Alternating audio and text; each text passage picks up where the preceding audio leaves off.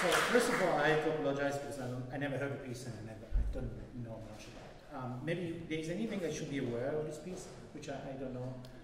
That might, like, did you know? Do you have a background story of this piece? Not really. All I know is that the composer, REENA ESMAIL, she studied both Hindustani classical music and Western classical music, and like I think almost all of her compositions like have influences of both. So this obviously is like a piece whose title is in Hindi, but it has a lot of like you know, like the bar lines when they come, like obviously that's like Western influence, but the improv kind of feels like. Okay, good. That's useful for me to know. Now, so now let me ask you something. And honestly, I'm not aiming to an answer. Just for me, you have very limited use of vibrato in this piece. Is that a conscious choice of it, or is something you've been really a lot of? Have you tried to use more vibrato in some of those places? Or just you are sure about that choice? Because I mean, of course, it's something convincing. It sounded a little bit, for my taste, a little bit repetitive in terms of sound, which is always the same color. So I was, before I tell you, you should use more vibrato, I just want to see what is your belief. Yeah, I did try to use a little less, but I probably could have used more, like, just for the change. Yes, you know, particularly when there are some of the big plays, I don't say every time, some of the 40 places, I think you could use more. Just not for the sake of using vibrato, but just for trying to make more colors. Because now I feel it's a little bit limiting, and I would tell you even more. There is this section with written dreamlike, right? There I wish also you maybe would experiment also with the bow, using the bow in a different way. And now we're talking about vibrato, but you know, there are times in which you can use this, but I think there are times you should be also. I think you should not be shy in using some. Whatever notes are, I can't read the music, but you know what I mean. I think you should be courageous and experimenting much more, so that you can create a much bigger variety of color. Can you try to work a little bit more now? Another thing I want to tell you. So I hear many of those lists that she writes like, which is good, excellent. I also hear some other glisses which are not part of what she wrote, but just you changing position. And I think, especially because she really clearly writes when she writes a gliss, all the rest, what is not an expression, it's just a change of position, that should be clean. Okay? Can we try? Can we try to take a little bit clean? Oh, from the beginning? The very beginning of pieces.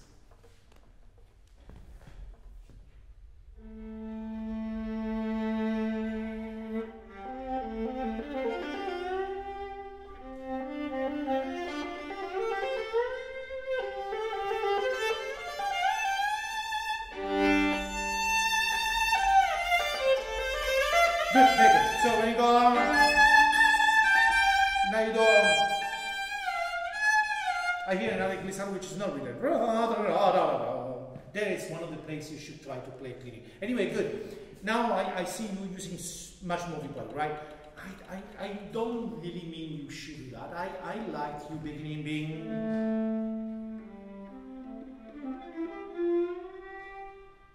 But maybe you could slowly build up a change of color which comes also with the use of vibrato. But I don't want now, because I mentioned that you should play everything with the vibrato, because there's something very beautiful and very lonely, very desolated, which I think it's nice that comes out.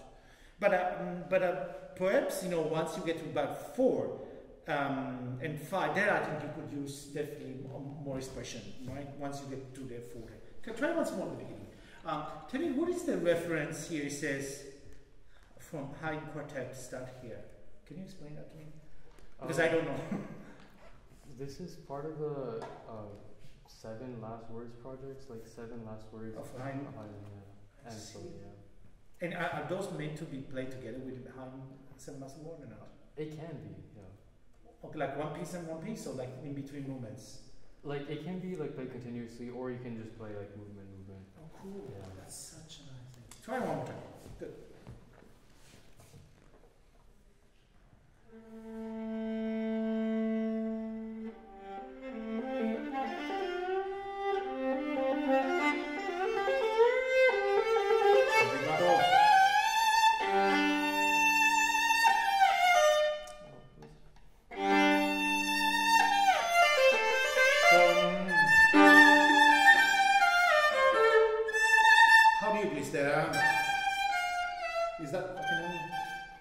Yeah, and I think that's a very long. I will not go down like that. Maybe I would write it up. I don't know. I'm just a little suggestion, so it doesn't appear to be another glissando. No? Very nice. Can I give you one little comment? Once you reach the F, right now.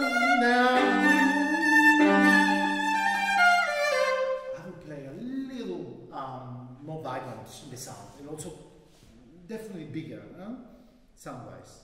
Try the very end of this rising, maybe bar 3 or something.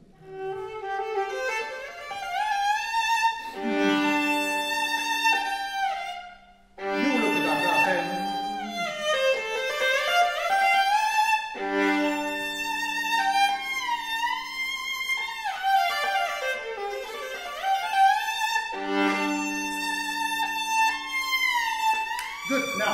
and of course, this is a comment I do because I'm more used to more traditional classical. I don't play very often music like that. I mean, you have this, right? Right? I mean, normally what I always would tell, like a singer would do, I would always hit the higher note with more vibrato, not with less vibrato. But of course, maybe if you see us and make. You can also see this way, but I feel that it should be somehow more expressive. Not with the vibrato less or no vibrato at all, but I think you should, it comes at least twice, right? You have it about some. I think it should be a little bit more singing. Could you try the very first one about 7? It's not even about 7, but you know what I mean, just yes, that's right.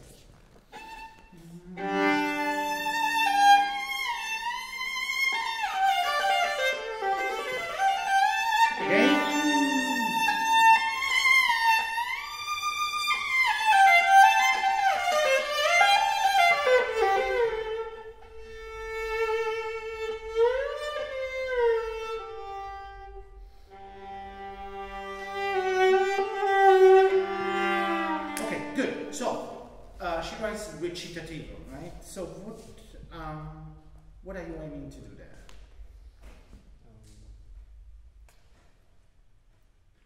So why the first time it's not recitativo and here is recitativo? What should you do different? More like measured? Yeah, or more, maybe more, even more freedom about that. Even more, especially when he writes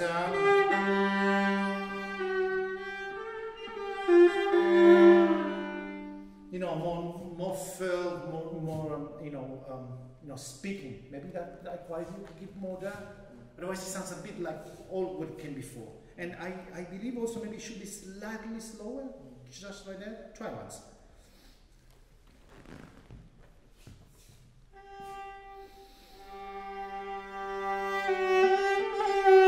And there you could even use a little bit of more portato, more speaking, and perhaps also there I would use a bit more vibrato.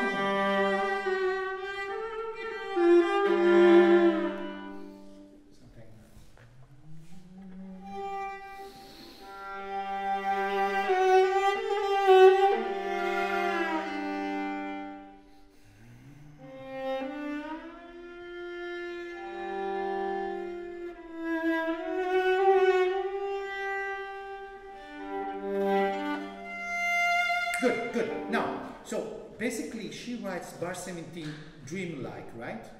So perhaps when you go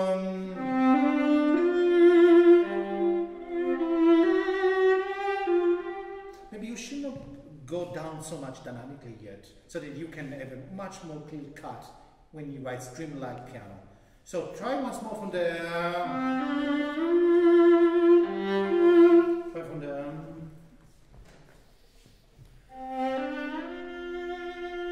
still, and now change.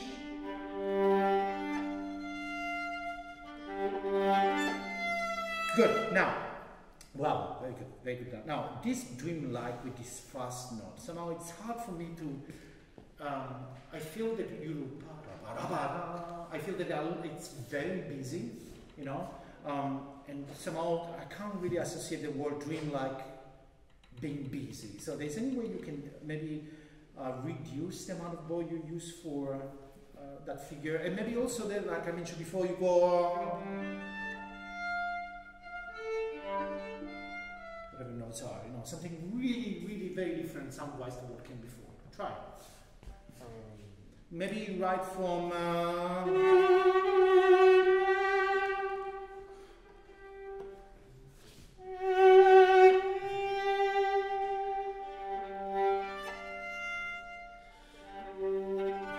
Go a little bit closer to the fingerboard.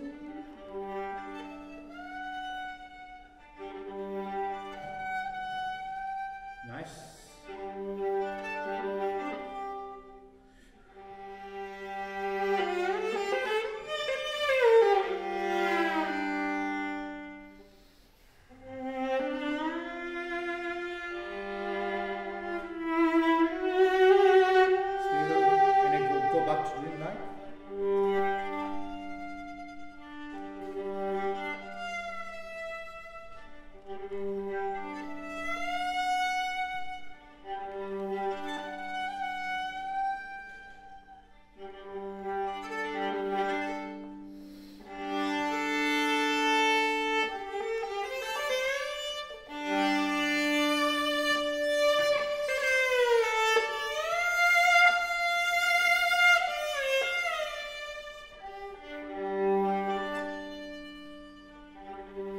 Good. Now, because this dreamlike comes many times, right? And I think it's slowly getting better and better. It's more, you know, more intimate and more like. And maybe even though, of course, she writes the same dynamic, same word, maybe you could also experiment with the sound. You could play very much on the fingerboard, right? But maybe with vibrato this time. I like what we did the first time, and the second time too, with no vibrato at all. But maybe one of the time could be kind of similar sound created by the bow, but really different from the left hand. Maybe fast out vibrato, just to make something again different. There's one thing I want to tell you. Once more, don't, you know, after the dreamlike here, then it goes back to mezzo forte, right? Could you once more open the sound much more, so that it really sound different? Because it's quite a big dynamic jump, and also, and do not lose it here.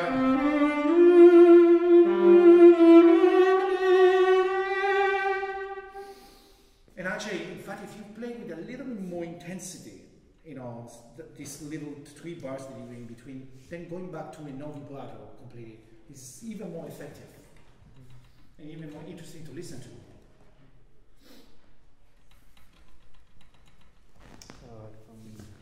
Do the first dreamlike, because I want to see it going back to the 20s to 22.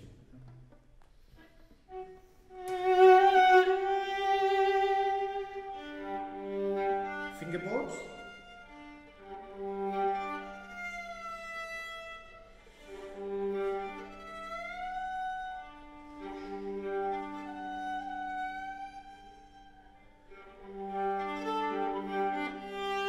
Now sound, and get a richer sound, really richer. Freer in the bow and a little more left hand vibrato. Right from there.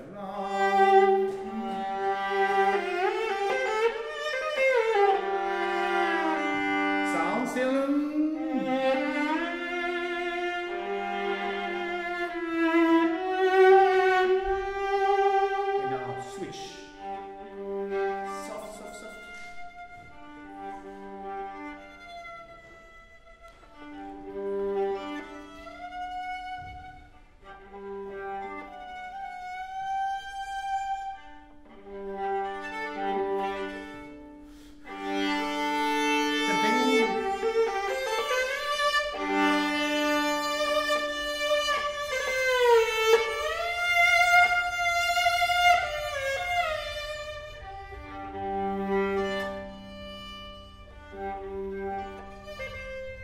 Good. Now, I know this is a completely crazy proposition. Now, the time you come to doing like, I know I mentioned to play with vibrato, forget it. How about if you try to play this time a little bit more ponticello?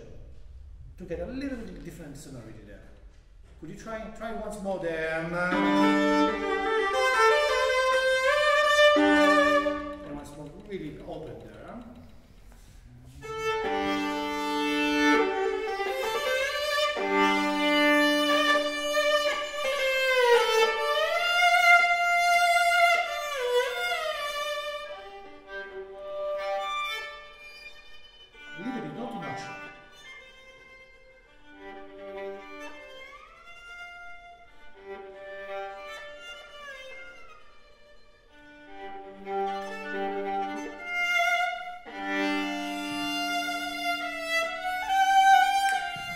Good. Now, I don't know if that is a misprinting or I don't. Do you see it? Do you have any change of dynamic right there? Oh no. Right now, it might be just something which is missing there, or maybe it could be something interesting which you do, which you start with the same piano dynamic. Perhaps you once more you change the type of sound, but you keep the same sonority and maybe open a little bit more, and then you go back again 41 into doing that. Try. Anyway, you see now. If you control it, doesn't become too loud. Doing the dream light a little bit ponticello also can be extremely interesting. For me, there should be a clear separation to those to the dream-like section and to what comes just before, because that thing becomes even more meaningful when you feel that it's really something different. Try once more, maybe 37 or so, 36.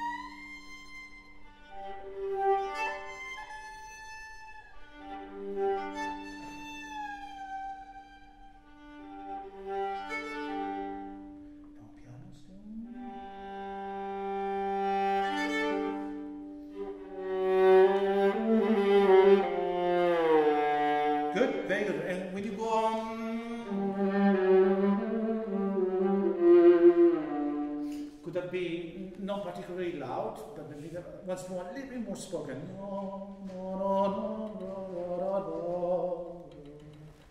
Right from there.